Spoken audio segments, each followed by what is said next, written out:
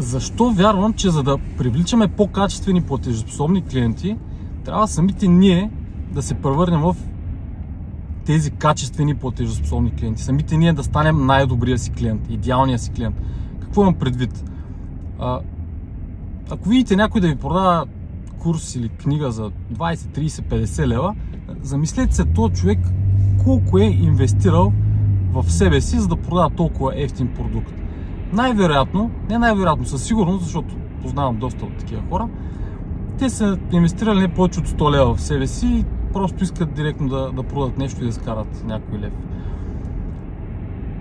Ако сте инвестирали в себе си стотици хиляди левове, както при нас съм инвестирал в себе си през последните 10 години, няма как да продавате продукта си толкова ефтино, защото вие сте усвоили знания, умения, които струват стотици хиляди. Нали, решавате проблеми за доста пари, спестявате доста пари и няма как да продавате ефтино.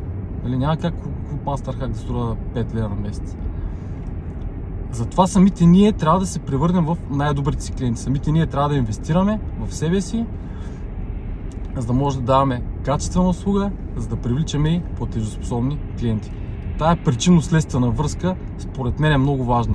Няма как аз да не инвестирам нищо и да искам много пари за услугата си. Естествено, че ако не инвестирах нищо, щях да го давам всичко или само безплатно, което няма нищо лошо всъщност, или ще да е много ефтино. Но тъй като не е точно така, аз искам много по-висока цена за труда си. Помислете за тази причинно-следствена връзка, ако искате да привличате повече платежоспособни и качествени клиенти.